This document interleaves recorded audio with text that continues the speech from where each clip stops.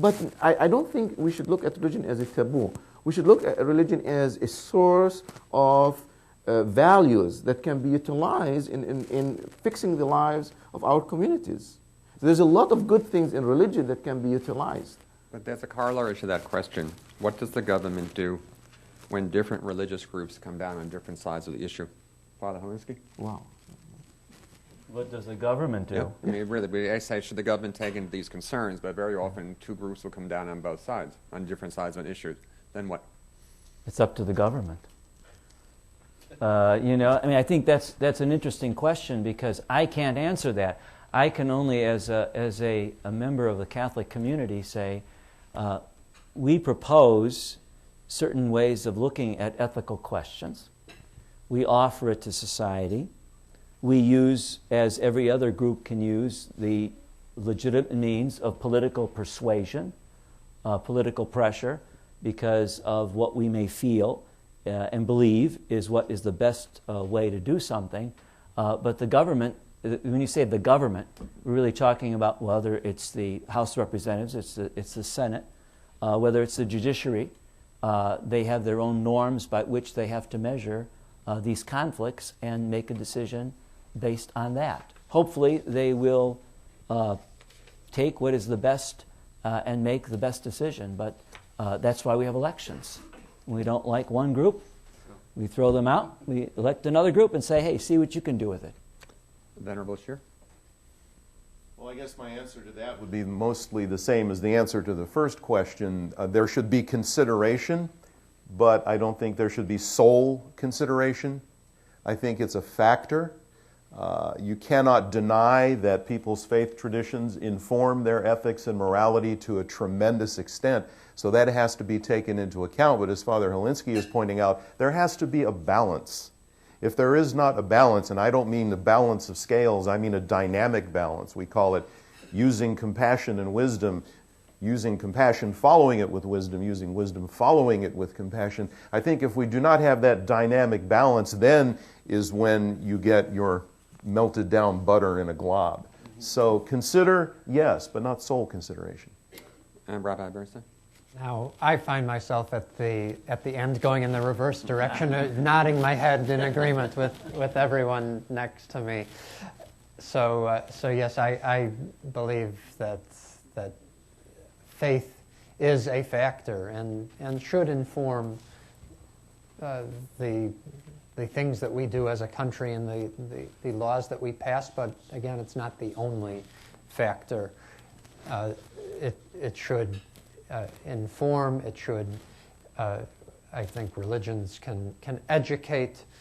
We are all rooted in our various faith traditions, and as Father Hilinski said before, the government represents all of us from all of our different faith traditions. But ultimately, our individual faiths do not legislate on behalf of the nation as a whole. If I may, I'd just like to read a brief passage. President Obama, before he was president, wrote a book called The Audacity of Hope. And there's a chapter in it the chapter is called Faith. And he addresses his own struggle to balance faith with being someone who is in public life. So he writes, what our deliberative pluralistic democracy demands is that the religiously motivated translate their concerns into universal rather than religion-specific values. It requires that their proposals must be subject to argument and amenable to reason. And he goes into some specific examples, but he says, if I want others to listen to me, then I have to explain why these principles are accessible to people of all faiths, including people of no faith at all. And so faith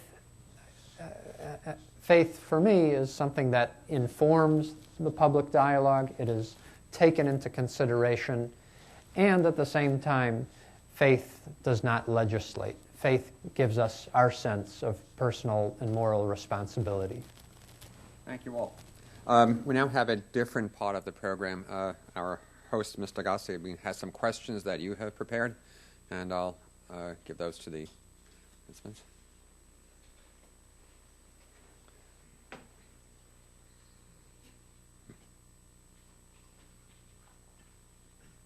Are you going to read the questions then? No, I have to do the announcement. Oh, sorry, my apologies.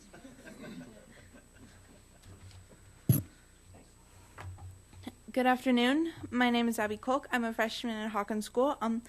Today at the City Club of Cleveland Youth Forum, we are listening to a panel discussion on faith and politics in America.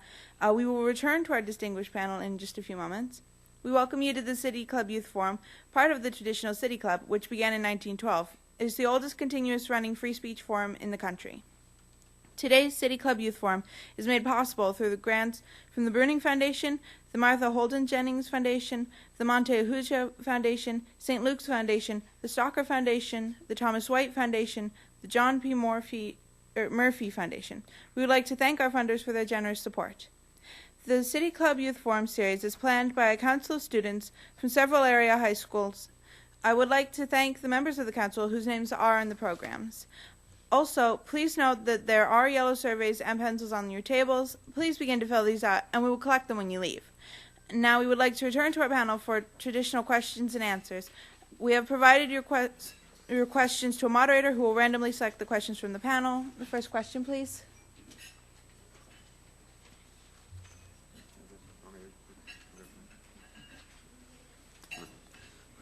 All right, here's the first question. While the question is to the whole group, you certainly should not feel obliged to all of you answer it in sequence or at all, but I would like some response, of course. Do you believe in a unified religion instead of so many different ones? If you do not, why do you believe that your religion is better or more suitable than the others? Do we have volunteers for that one? He was telling me that he wants to answer it, you know. Should we vote who should answer that? No. Don't force me into a classroom situation where I have to call on someone every turn. Surely, I'll read it again. First, do you believe in a unified religion instead of so many different ones? Well, let's do that. Let's do that part of the question first. Okay, Please do. Thank you. I'll jump in. No, I do not believe in a unified religion. I believe that we all come to understand the will of God in different ways, and we all come to understand the truth in different ways. And I have my understanding of truth and what my religion expects of me. I believe that the Jewish tradition has a lot to offer the world in terms of valuing other human beings and the sacredness of human life, and the fact that we all have a level of responsibility to uphold the sacredness of human life in our society. And I believe in the various traditions that Judaism embraces to help ensure that sanctity of life is preserved. However, I don't think that we can just have one unified faith. I think Judaism has benefited over the years, over the centuries, by constant dialogue with Christianity, with Islam, with other faith traditions. And Judaism has thrived in America because of our constant dialogue with men and women of many faith traditions. And I believe that they have benefited from us. So I think we are enriched in our diversity. Anybody else like to? Please. What I believe in is a unified humanity. And how we get there is our business. Could it come to a unified religion? Maybe, but I'll quote you long odds against that ever happening.